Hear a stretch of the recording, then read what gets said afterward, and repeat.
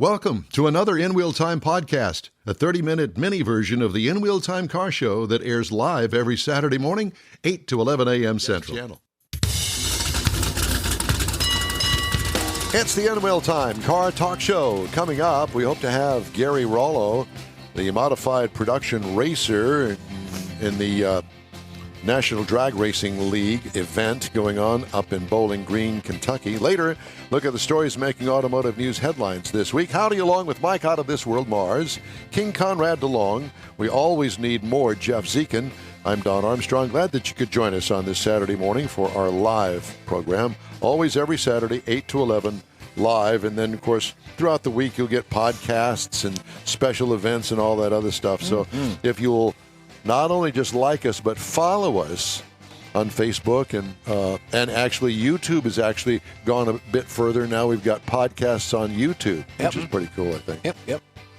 Okay, so what we're going to do right now is we're going to kind of jumble things up a minute, and we're going to have Konrad do the events calendar. Now, these are events, not cruise-ins. Oh. So Thursday, June 22nd, is the Rudy's barbecue meet at the Rudy's Country Store in Tomball. That would be a cruise-in, I think. Tomball Parkway, yeah, but it's in the future. It's not this weekend. It's a couple of weekends. Yeah, but an event would be like a car show. And then the June 24th is the Lone Star Drift Round 3 at the Houston Police Academy. Mm-hmm. Those are always fun. And June 24th is the Cars and Coffee at 26600 Westheimer. June 25th is Cars and Cocktails at Little Woodrow's in Tomball as well. July 2nd is Coffee and Chrome Sunday up here at the Avalon Diner. And then July 15th is the Texas Road to Revolution Cruise. They're going to start off at the Black Bear Diner in Humble and cruise through East Texas. That'll be a fun little cruise. Yeah. Is it a one-day cruise? Yep. Out and back. Where are they going to go to? Up and down East Texas.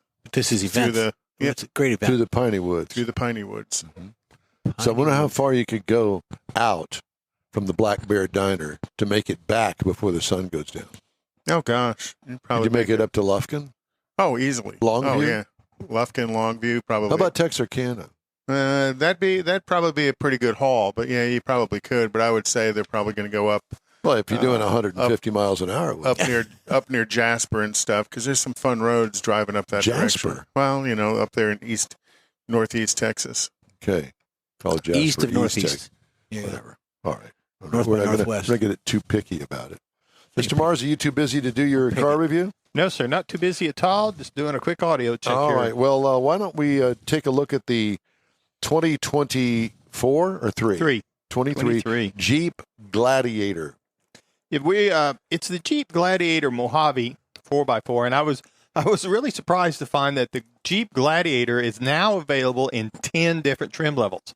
It's still part of the first gen that was introduced in 2019, and the Mojave is about mid trim level. It's maybe 3/4 up. It is a midsize pickup. It is the only midsize pickup that is a convertible because you can take the doors and the top completely off of it and have yourself a nice little convertible. We know you like taking the top off. I'm telling you, 4-door crew cab. It's got a 5-foot bed on it. This year they did introduce a new trim level, the Freedom Edition. It's based on the sport trim level, but we're going to stick with the Mojave. It's kind of done after a high-speed desert runner because even the suspension's kind of got the front's got an inch higher lift to give you a little more, I guess, jump over the dunes. Over those dunes. Yeah. So when you look at it, you're going to see the familiar 7-slot grille. It's got LED lighting, which is the headlights, fog lights, tail lights. You got the removable doors at the top, like I mentioned. It's got performance shocks, skid plates under the transmission, the fuel tank, all the things you would expect for a 4-wheel drive vehicle. Interesting, it runs on some 17-inch wheels with some 33-inch tires. It is off-road. That's all part of being off-road. It's a little different than the street. Complete with Dana axles in the front and rear. That's 14 gears, which has an impact on your fuel economy. You think? Yes. Now, on the inside, we had cloth seats, which is really good because this is an off-road vehicle. Absolutely off-road. Got sport bolsters on it, though. Front seats are heated. And it's got Apple, Android, all the technology. It's got a 7.4-inch driver display that's got, for your speedometer, your tach, and a lot of other things that you can figure out and display on there. 8.4-inch touch monitor in the middle. That's where you're going to find your Uconnect with your radio, your air conditioning system, and it does note that it does have AC vents in the rear for the rear passengers. Got storage behind the rear seat. We have the Alpine Premium audio system, so that when you're going down the road at highway speeds with the top down and no doors, you got plenty of volume there to overcome the wind noise. Kind of like in a helicopter with the doors off. Yeah, the air conditioner doesn't work. Because the air conditioner doesn't work. So up under the hood, we had the 3.6-liter V6. This is the same engine you're going to find in a lot of the vehicles from Jeep. 285 horsepower, 260 pound-feet of torque. And that is the only engine that's available in the Mojave trim level. No other choices. 8-speed automatic. EPA says you should be looking for about 17 miles per gallon in the city. On the highway, 22, combined 19. I drove 207.8 miles and got 15.1. Oh, my. A lot of mine was in town, so again, that 14. That's what I got, too. It's about the same? Yeah. Yeah. I mean, it's got a lot of bottom end to it, but it cost. But you know what? And let me just say this about that. And I said that in my review. This is an off-road, purpose-built vehicle. There are going to be compromises made that aren't going to really meet up with an everyday mid-size pickup truck. Because it is designed for off-road. Right, yeah. And it's a very specific off-road. I was talking to a couple of guys that down here we don't have deserts per se. The closest thing we got is the beach, and with the sand. But for a rock crawler, it will do that. But it's got some specific things like the front being an inch, the lift being an inch taller and stuff for the sand and for that environment. I like to refer to it as very comparable to the way that really a true pickup guy would do, actually tell the factory this is what he wants on his pickup truck. The gearing, the transmission, the wheels, the tire, all of the stuff that you can change on your vehicle. It's the same thing that holds true with Jeep, except it's even more so. And it may have been something Jeep did some research on to find out what kind of modifications people were doing to their personal Gladiators, and this is it. Yep. Well, they do that with all their Wranglers and their other Jeep off-road vehicles. But with the Gladiator, one of the things that they did, it looks very much like a Wrangler. It shares a lot of things with the Wrangler, such that whenever that vehicle launched in 2019, there was 200 aftermarket or 200 accessories you could get from Jeep that were already available for the Wrangler that would transfer and fit on this thing. Right. So it was very much built in line with the other products that they have. So did you find lots of the Easter eggs? I found quite a few of them. Quite a few of them, and my granddaughters even helped me find some of them. They said, "What are you looking for?" And I explained it to them. They thought it was cool. Well, it is cool. Over it. Yeah. Now, pricing. Base model Gladiator will start at $38,990. That's not cheap. It's not cheap when you compare it to a Chevy Colorado that starts at $29,200. But the ZR2, the off-road version of that vehicle, starts at $46,800. Which, when you look at the base trim price of the Gladiator Mojave at $50,595, and the as-tested price, the MSRP, was a flat $67,000. Wow. The other one that I found that I thought would be comparable would be the Toyota Tacoma, very popular off-road vehicle. The TRD, the base model on it's $28,250, but the TRD starts at $40,776. So when you get into that mid-size, serious off-road type vehicle, they're all priced comparable. The Gladiator may be a little bit higher, but it's got a reputation. And one thing I did fail to mention, Jeep off-road comes with trail-rated badging on it. Well, the Mojave does not have trail-rated badging. It has a desert rating. Hence the desert name badge instead of trail rated because of that Mojave desert concept, the desert runner thing on it. And after having a week and driving it around town, I can see where, that size truck would be but very the Tacoma in Colorado, my personal opinion, are not comparable to the off-road ability of the Jeep. I agree. But in having something to compare it to, I think that it is probably its best competitor in my mind would be the Toyota Tacoma TRD. right? I don't ask me specifically why, but I have seen Toyota represented more of a head-to-head kind of thing, the off-roadness of it. Yes, yeah. It'll. They put a lot of the cameras, a lot of the features that you can get in the Jeep off-road vehicles, you can now get in the Tacoma. That's probably, I agree, that's the one that's done the most to be competitive in that category. Yeah. The ZR2 but they're looks chasing good, but Jeep. Jeep's leading the pack. Well, yes and no. I think that the Jeep Gladiator really stands alone. Mm-hmm. You can compare them, but not really, because the Jeep is focused on off-road. And I'll tell you what, if you have a remote cabin in the mountains of Colorado somewhere, that would be the ideal thing. Mm-hmm. Get up the mountain with the four-wheel drive. You put a plow on the front of it and have all your supplies in the back. Bingo. Because remember, it is a four-door. And I personally think the back seat, the rear seat for the passengers, there's a little more room. To me, part of it's because of the way the seats are structured. They're a little more upright, whereas some of the other midsize, you're more laid out. Your feet extend out more in front of you, even in the rear seat. Plus, you also got that great storage underneath the back seat. Yeah, and you can fold the back seats up. It's a Swiss Army knife. That's a good way to put it. Yep. I want to remind you that the In-Wheel Time Car Talk Show is available 24/7 through the iHeartRadio app. Just look for In-Wheel Time Car Talk. We also video stream on Facebook, YouTube, Twitch, and InWheelTime.com. Don't forget YouTube. Don't forget to follow us on Facebook, because Facebook apparently has changed the algorithm or something, and we don't want just likes. We love them, but we'd rather have you follow us. Al Gore never had any rhythm. Don't follow Al too Gore. close. Al Gore. Is he still alive? No, he invented the internet, didn't he? He was dead when he was vice Born. president. Yeah. Yeah. Stiff wood. He'll live forever on the internet. No doubt. He invented the internet, didn't he? That's what he said. Yeah. You can believe him. Yo, absolutely. Because it's on the internet. Yeah. And you got to think, 20 years ago, he said that both polar ice caps would be completely melted by now. Wrong. Again. Al Gore. What does he do now? He gets rich complaining about the environment. Oh, is he an environmentalist? No, he's a wacko environmentalist. Okay. I mean, like, so far Mike, off see if we can get him on the air. Yeah, it'd fit right in. Wacko.com. Well, that would come up as Waco.com, and I don't think there's much comparison.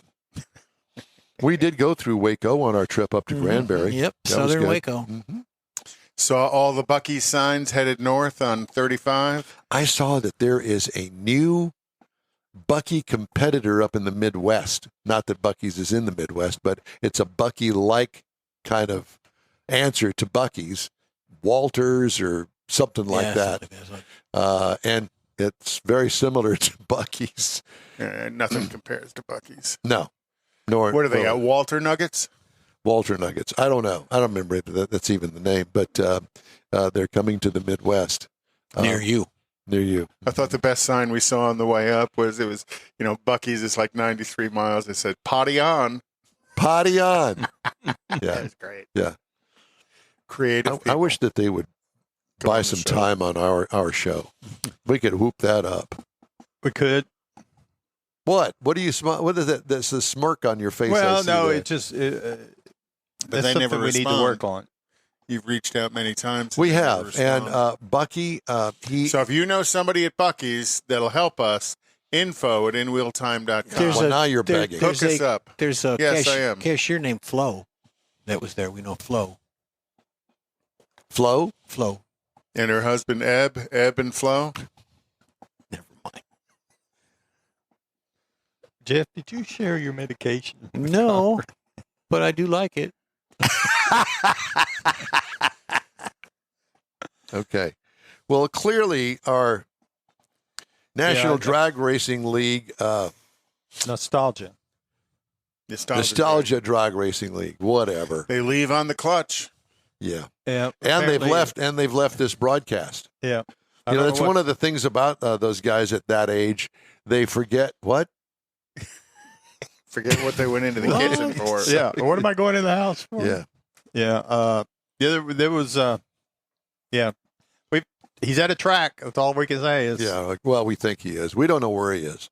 I will tell you that coming up the next hour, Tim Eisenman is the CEO of Torquata Tier 4 tires. Jeff, what's a Tier 4 tire? There's it's one more than a Tier 3. They're so expensive they make you cry. You don't even know. I've never even heard of Tier 1, 2, 3, and 4 tires. You've got passenger, you've got trailer, you've got expensive off-road, and cheap.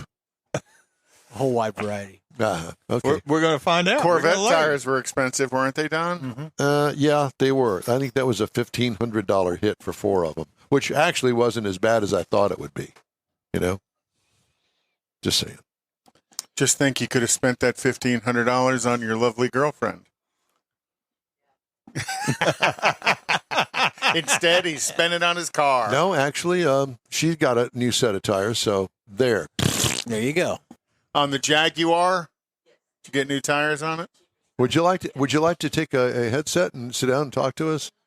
Come on, you're more than welcome to. The lovely Leslie has walked in to say goodbye because she's leaving and going to go start her day. Congratulations on the new job. Thank you. You're very welcome. Yep. Yeah. Thank you. See you later, alligator. I got some headlines to tell you about. This is really no surprise, but it kind of is. Who would have thunk it? Tesla Incorporated regained its rapid sales momentum in the U.S. during the first 4 months of 2023 after deep price cuts, growing its registrations by 52% compared with the same period of last year, Experian data showed. It's truly amazing, because I thought, with all this competition, they're going to kind of back off a bit. No.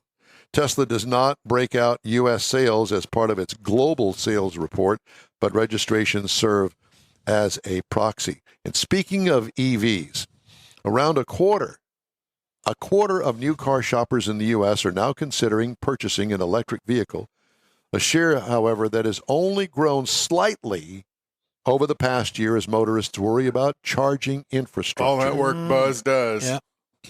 That's the finding of the J.D. Power 2023 U.S. Electric Vehicle Consideration Study. Who names these things? Released Thursday. The research firm found that 26% of shoppers say they are very likely to consider an EV, up from 24% a year ago. It gauges interest in fully electric vehicles rather than electrified autos such as plug-in and conventional hybrids. Yeah, they're going to consider it, but here in a very few short years, they're going to be forced. Well, if that's the only choice they have. I have news about infrastructure and places to plug in because, that's everybody's gone. It's been kind of like, remember the Betamax and the VHS, that war? Guess where I went? Betamax. Where did Betamax go? Right down the toilet.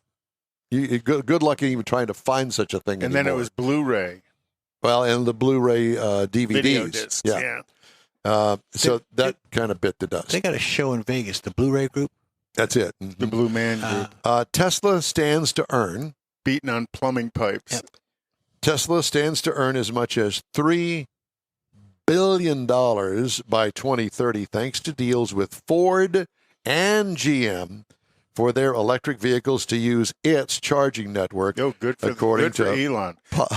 If you know Elon, help us hook a man up. We'd love to have him on the show. Amen. The deals, which now make Tesla's charging model the standard in the U.S. among the largest automakers in the U.S., will pressure competitors to ditch the primary competing standard known as CCS. Details on revenue were not released by the companies, but Piper Sandler estimates that Tesla could add upwards of $3 billion in charging revenue from non-Tesla owners alone by 2030 and $5.4 billion by 2032. Ka-ching! Yeah, no kidding. Well, the thing you see, though, around are more and more Tesla charging stations being built. I've talked about the one at Buc-ee's. I talked about the one in Beaumont. Now there's one at the Vintage, right there near the HEB. They put in 12 charging stations, and right now all 12 work because I go by there often enough. Are they Teslas or are they combo? It's Tesla. No, it's Tesla. It's that red and white square thing. Does Whole Foods have them too, Teslas? Or are they just generic? The generic, the CCS. But that goes to show what most people with any common sense already know. You give it to the government, you'll never get it done.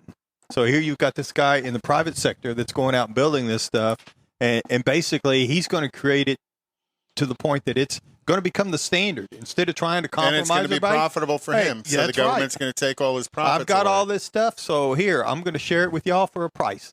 And now he'll become the standard. Mm-hmm. Smart guy. Absolutely brilliant. Yeah. That's why we need to get Elon on the show.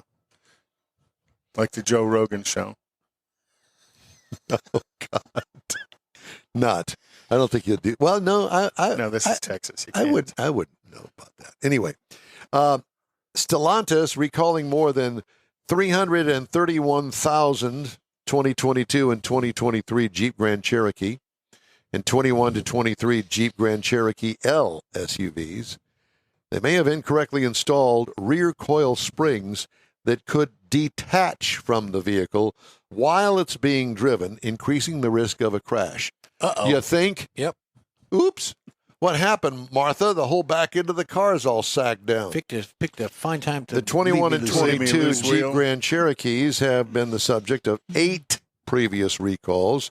The issue with the vehicles is due to an assembly error, not a part defect. Stellantis is not aware of any accidents or injuries caused by the issue, but they sure do look funny going down the road. With no spring in the right rear or left rear or whatever. Think about running into that spring as you're driving. Oh my gosh, that would go right through the window, kill somebody because it's heavy. All right, and it's metal, and it's all heavy metal. Heavy metal. There are some other recalls, including engine failure may cause a thermal event. In the Ford Escape, Maverick, and Corsair for 2020 through 2023 models. Chrysler. Carbon ceramic brake rotor may fracture on the Alfa Romeo Giulia and the Stelvio 2017 through 2020. Both of them they sold here in the United States. And it does not, that didn't say anything about the toenail. That's that new vehicle they're coming out with. The toenail. Hey, what kind of? It's the Italian toenail. It's the Italian toenail. Tastes a little garlicky. It's got a black nail with the 442 tattooed. I like that. I know. It kind of reminds me of. I'm going to talk to my, next time I get a pedicure, I'm going to have her draw a 442 on my toenails. No, you need to have it painted black and then put the 442 in yellow across But my toenails are already black, Don. Just make sure you put a leaf of basil in your sock. Geez, I don't really want to know that. I got that vision in my head. How about you, Jeff? We did not need to know that. Jeff? Put some basil in your sock if you're doing that. Basil? Yeah, it's Italian. Put basil in your sauces and stuff. Put them in your sock. Okay. Probably make them smell better. Yeah, anything. We've lost control. Oh, and it's all Don's fault. Airbag may not deploy properly in the Toyota Corolla Cross 2022 to Just 2023. Once. Bentley Bentayga 22 to 23 models. Second row seats are incorrectly installed. Backwards. Incorrect wheels installed on the Bugatti Chiron Supersport for 2023. What is that, a $5 million car? $5 million car. Yeah, it's probably a staggered fit. They put the wrong ones on the wrong side. That's it. And by the way, did you see Craig Bierman's Ferrari? Mm-mm. Holy Toledo. What do you get? I don't even know what model it is. It's bad to the bone. Yeah, we saw it last week. It's beautiful. Black. With the black interior. Oh, my gosh. You ought to hear the SP1? No, it's not the SP1. It's, I don't know, is it a 2017 or 18 model? It's got 900 miles on it or something. But it is stunningly gorgeous. Well, and that's it the sounds only way to funny. buy a Ferrari. And you know, those Ferraris always sound funny. Flat plane crankshaft. We talked about that a couple of weeks ago. Yeah, we did. And I think that the red line on it is like 8,000, 9,000 RPM. Sounds like a sewing machine. Yep. Mm-hmm. Ball joint may separate from the lower control arm on the Subaru Ascent for 2023. Oh, no. Only once. Not Subaru. Only once, that's right, as you take out the entire front end of the car. And the guy on the left side. that as well. The potholes in Houston have nothing to do with it, right? No. But boy, I'll tell you what, hit one of those with the ball joint separated, I can see that thing all wadded up underneath the car as you roll over it. Rear passenger doors may not latch properly on the Land Rover Discovery 2017 to 2020. Imagine that. Exterior vehicle lighting failure on the Land Rover Range Rover 22 to 23. Quality built. Software error may cause loss of drive power. The Mercedes-Benz models, AMG EQE, EQS, EQS 450, EQS 580, and the list goes on and on. 22 to 23 models. And they can Mercedes. probably update that through the internet. I would imagine. Or over the air, they call it. Yeah. Yeah. Because I know Tesla does a lot of their updates over the air. What are you going to talk today about on the car clinic? Blocks. Engine blocks. Engine blocks. Mhm. And the various styles and different ways of putting them together, as well as some that were extremely successful and others that weren't. She's the engine block fashionista. Well, you know, we've talked about piston rings, pistons, connecting rods, crankshafts. I figured we'll just work our way through the Absolutely, engine. yeah. I also want to do exhaust manifolds and intake manifolds. Mhm. That's I think that those are fascinating things as well. So I've asked Konrad to kind of expand and get more technical in the car clinic because I need to know these things, and this guy here is Mr. Brilliance when it comes to knowing those kinds of things. So why not pick that brain a little bit as opposed to picking your nose? I can do that too. Yes, we've all. Yeah, I know. Ding. Thank you. Did want to thank you for joining us today on the In Wheel Time Car Talk Show. We're going to take a quick break, and then we're going to start with hour number 2 right after this. Stay with us. Everyone at the Tailpipes and Tacos Cruise In at the Loopy Tortilla Tex-Mex in Katy, thank you for participating in the best cruise in around and look forward to seeing you again. You'll hear about the next cruise in date right here on In Wheel Time. Next time you're in the West Houston Energy Corridor area, be sure and stop in at the original Loopy Tortilla Tex-Mex at I-10 and Highway 6 or the Katy location on the Grand Parkway at Kingsland Boulevard. When passing through Beaumont or College Station, stop in and have Loopy's award-winning beef fajitas and frozen margaritas. There's always a celebration at Loopy Tortilla. Loopy Tortilla founder Stan Holt and his wife Sheila are winning racers on the NHRA drag racing circuit and have a collection of hot rods and classics that everyone appreciates. Look for them at the next Tailpipes and Tacos Cruise In. The date will be announced soon and will once again be held at the Loopy Tortilla Tex-Mex on 99 and Kingsland Boulevard, just south of I-10 and Katy. We'll give you all the details right here on the In Real Time Car Talk Show and online. Donations benefit God's Garage. We'll see you then. You own a car you love. Well, why not let Gulf Coast Auto Shield protect it? Houstonian John Gray invites you to his state-of-the-art facility to introduce you to his specialist team of auto enthusiasts. We promise you'll be impressed. Whether you're looking to massage your original paint to a like-new appearance, apply a ceramic coating, install a paint protection film, nano-ceramic window tint, or new windshield protection called ExoShield, Gulf Coast Auto Shield is where Houston's car people go. Curbed your wheels? Instead of buying new, why not have them repaired? How about a professionally installed radar detector? Gulf Coast Auto Shield does that too. Get a peek inside the shop and look at the services offered by getting online and heading to gcautoshield.com. Better yet, stop by their facility at 11275 South Sam Houston Tollway, just south of the Southwest Freeway, and get a personal tour. Gulf Coast Auto Shield is your place to go for all things exterior. Call them today, 832-930-5655 or gcautoshield.com. The award-winning In Wheel Time Car Talk Show is available on the most popular podcast channels out there in 30-minute episodes. We realize our 3-hour live show can be difficult to catch in its entirety, so now you can listen every day to a convenient, fresh 30-minute episode. Check us out on Apple Podcasts, Spotify, Google Podcasts, Amazon Music, and Audible, along with a dozen more. In Wheel Time has the most informative automotive guest interviews and new car reviews, along with popular features including Konrad's Car Clinic and This Week in Auto History, along with automotive news headlines. Our live broadcast airs every Saturday, 8 to 11 Central on InWheelTime.com, the iHeart app, and on YouTube. Be sure to say hello when we're broadcasting from the Tailpipes and Tacos Cruise-In, Autorama, and the Houston Auto Show, among others. Now, it's easier than ever to hear about all things automotive all week long. You're invited to join fellow car enthusiasts in becoming part of the ever-growing In Wheel Time Car Talk family. Don't forget those 30-minute podcast episodes on your favorite podcast channel.